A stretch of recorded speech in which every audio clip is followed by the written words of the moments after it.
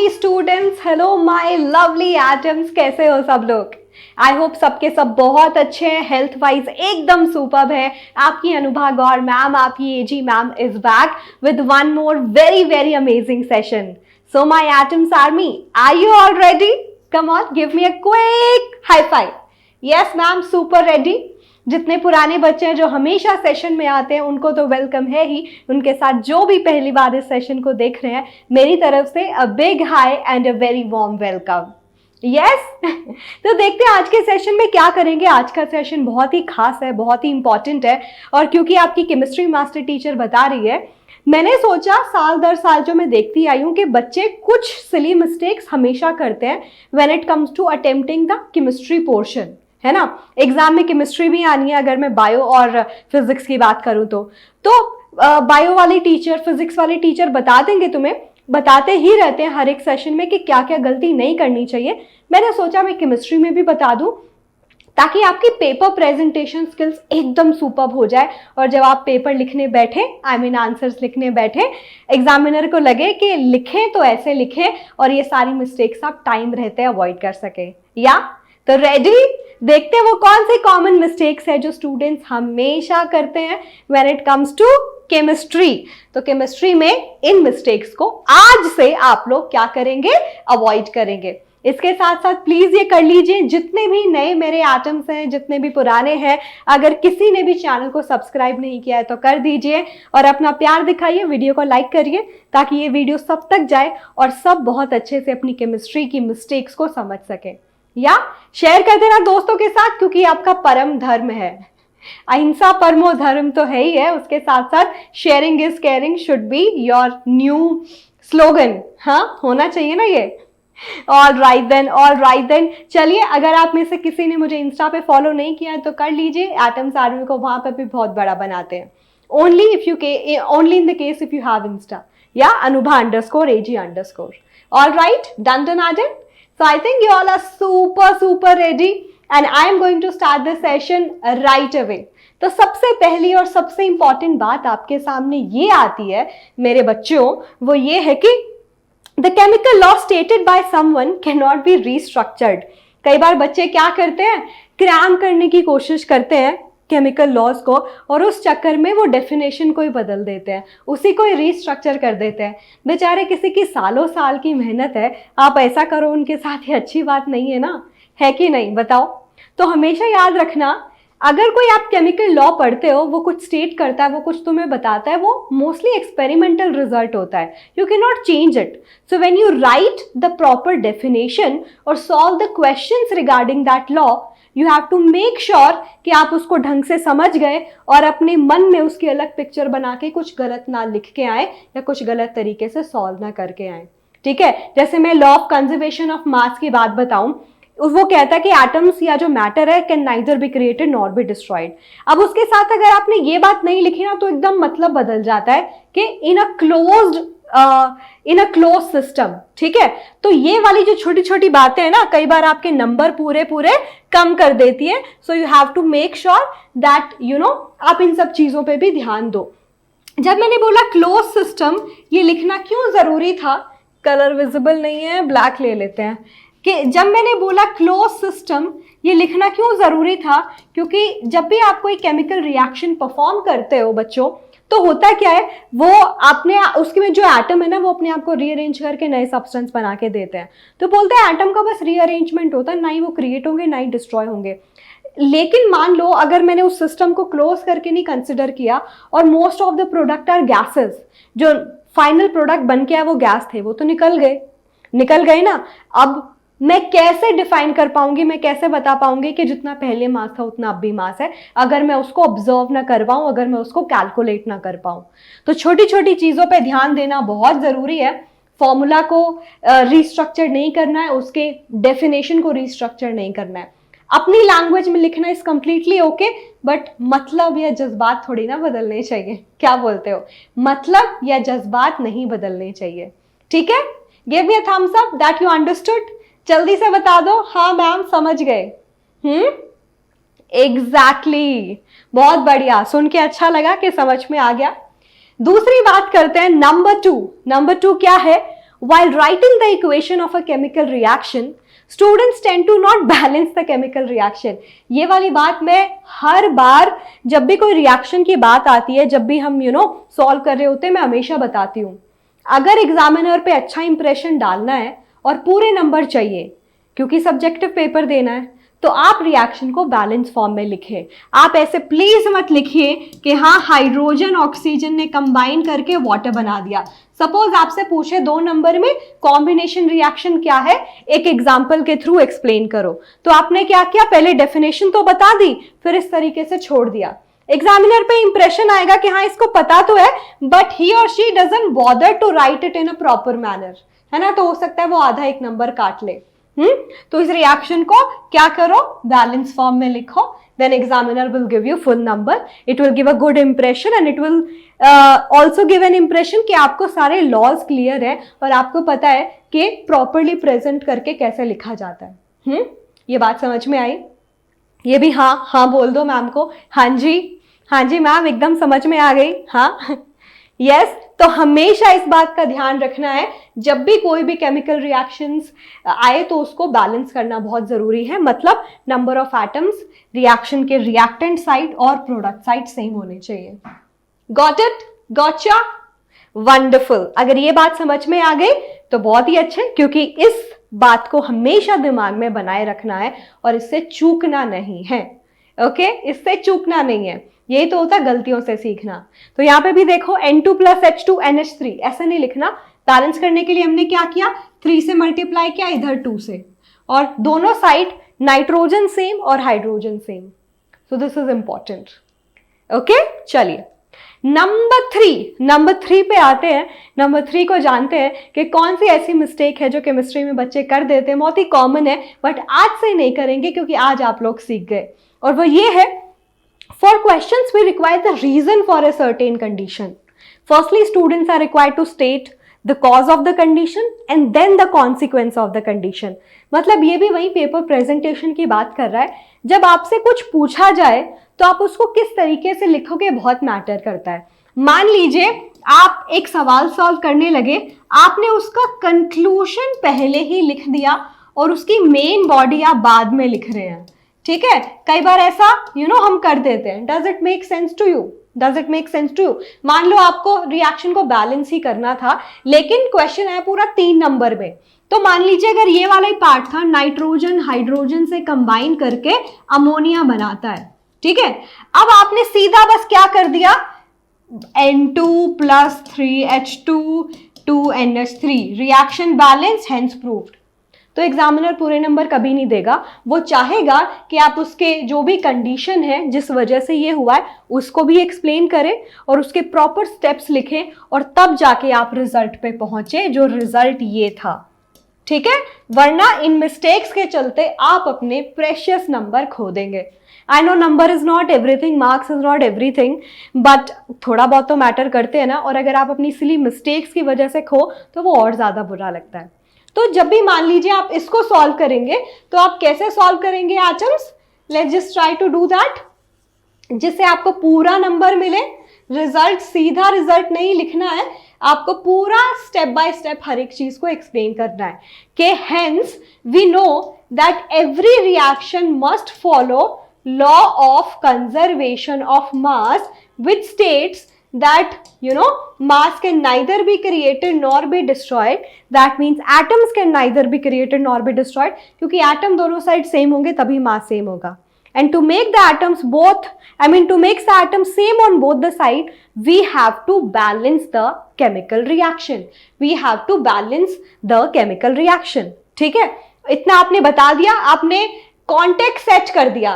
तो वही लिख रहा है कि सबसे पहले का जो काम आपको क्या करना है, सबसे पहले का काम है आपको सही कॉन्टेक्स्ट सेट करना है. आपने सही कॉन्टेक्स्ट सेट कर दिया. अब बैलेंसिंग का भी सीधा रिजल्ट नहीं निकालना, फिर क्या करना है, आपको स्टेप बताने कि आप बैलेंसिंग कैसे करोगे.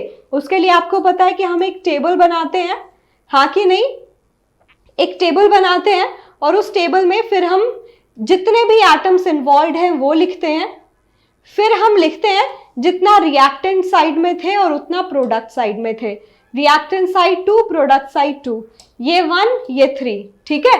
और फिर हम लिखते हैं स्टेप बाय स्टेप कि एक साइड ऑड नंबर एक साइड इवन नंबर हो तो आपस से मल्टीप्लाई करके हम उसको सेम बना सकते हैं, राइट यानी यहाँ पे उसको 3 से मल्टीप्लाई किया, यहाँ पे 2 से मल्टीप्लाई किया तो रिएक्शन बैलेंस हो सकती है, लेकिन उस वजह से प्रोडक्ट साइड के नाइट्रोजन अपने आप 2 हो गए, ठीक है, and it makes the reaction balance. Then you told about these steps also, then you explained about these steps also कि number 1 hence hydrogen in the reactant is 2, product में 3 हैं, I can cross multiply to make the hydrogen equal। number 2 फिर उसकी वजह से nitrogen पे क्या असर पड़ा, एंड उसके बाद कंक्लूजन लिख लो कि hence this is the result कि N2 plus 3H2 gives 2NH3। और अगर आपको रिएक्शन की कंडीशन भी पता है तो माशाल्लाह, आपको सारी रिएक्शन की कंडीशंस पता थी तो आपने वो भी मेंशन कर दी because you are smart one. Again don't play it, अगर आपको नहीं पता तो don't play it with your words. घुमा फिरा के अगर आप चीजें लिखोगे एग्जामिनर भी समझ आ जाएगा उसको भी, और उसको लगेगा कि यार क्यों कर रहा है। ओवर स्मार्ट बनने की कोशिश मत करो क्योंकि हमें समझ आ जाता है, हम काफी साल से यही कर रहे हैं, ठीक है, तो वो काम नहीं करना है। Make sense? Tell me my atoms make sense? चलिए फिर, बहुत बढ़िया, इतनी आप गलतियां आज समझ गए हैं, ऐसे कर रहे होंगे कई तो मन में शिनचैन वाला, अब समझ आया। चौथी बात which is also very important is not practicing properly।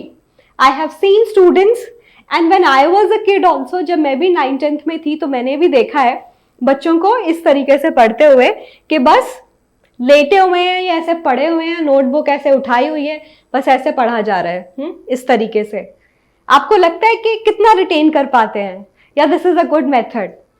अब बहुत सारे लोग बोलेंगे अरे हाँ मैम क्या बात कर रहे हो, this is a good method. Let me tell you this is not a good method at all, क्योंकि आपकी अटेंशन डिवाइडेड है। It's like you not managing your time properly. इस वजह से जो काम आप शायद 1 घंटे में कर सकते हैं, आप उसी को लेके 2.5-3 घंटे बैठे रहेंगे। Not a good thing at all. मैं यही बोलूंगी 1 थिंग एट अ टाइम, ठीक है, 1 थिंग एट अ टाइम। और उसमें जब आप ऐसे पढ़ते हो ना, आप ढंग से प्रैक्टिस नहीं कर रहे, आप अपने ऊपर इतना भरोसा कर रहे हो कि अपने आंखों से सारी चीजें निकाल दी, ऐसे ऐसे करके देख के सब दिमाग में घुस गया। नहीं, बैलेंसिंग हो गया, इंपॉर्टेंट केमिकल रिएक्शंस को याद करना हो गया, ठीक है, इंपॉर्टेंट रीजंस डिफाइन करना हो गया किसी चीज के पीछे कि ये ऐसा क्यों है। तो जितना लिख लिख के देखोगे ना, जितनी प्रैक्टिस करोगे उतना दिमाग में बढ़ता है, उतना ही आप अपनी गलतियों से सीखते हो। So please remember the only way to remember reactions in chemistry, specially सोचो रिएक्टिविटी सीरीज जैसी बात हो गई, ठीक है। जब आप मैं थोड़ा और आगे पढ़ाऊंगी एक्सट्रैक्शन ऑफ मेटल, तो भी आप देखोगे कि कैसे हाईली रिएक्टिव मेटल अलग तरीके से एक्सट्रैक्ट की जाती है, मॉडरेटली रिएक्टिव अलग, लीस्ट रिएक्टिव अलग। तो आपको कुछ कुछ चीजें जो याद करनी पड़ेगी, और वो तभी याद होगी जब आप लिख लिख के देखोगे, ठीक है।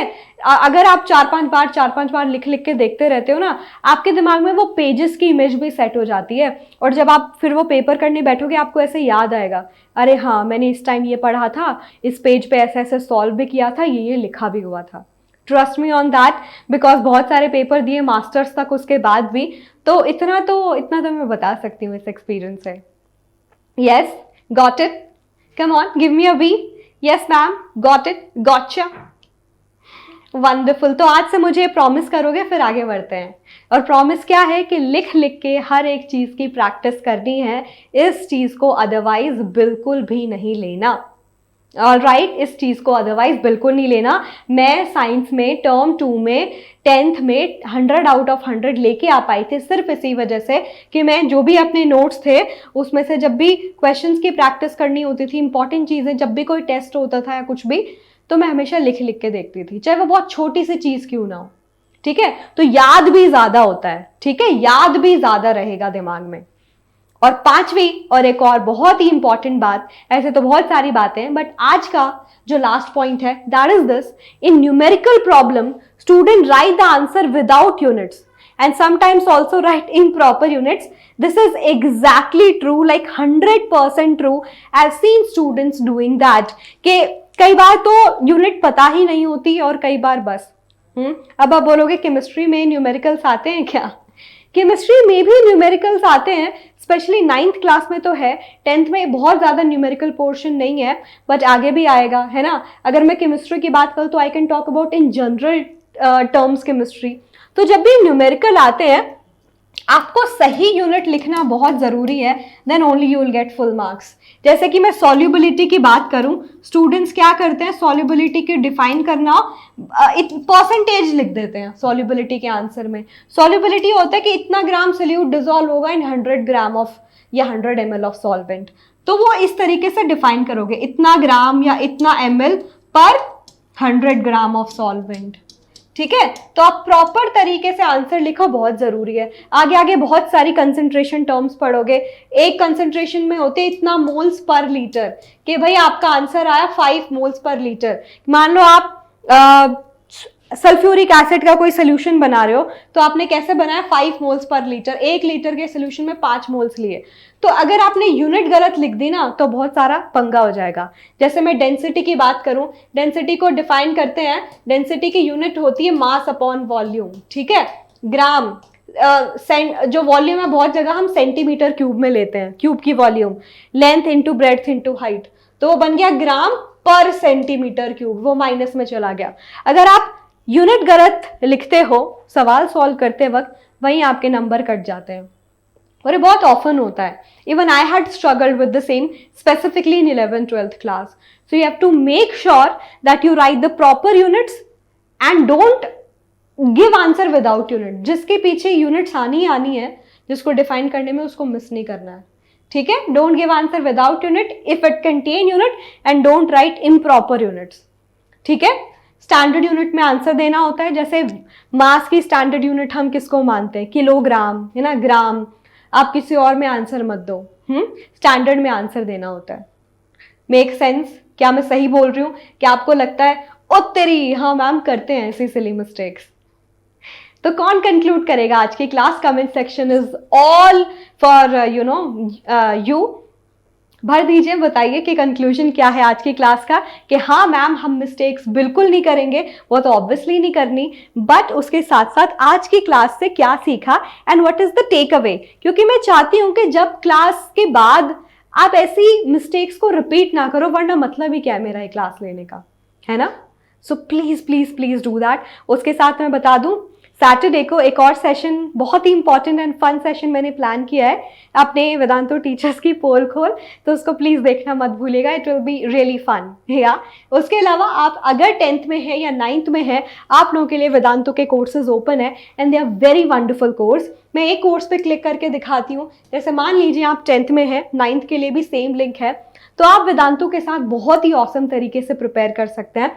एंड 10th का जो सबसे इकोनॉमिक कोर्स है, उसमें आपके मास्टर टीचर्स यानी कि मैं, आपके अभिषेक सर, आपके अमृत सर, हम सब लोग इन्वॉल्व भी हैं।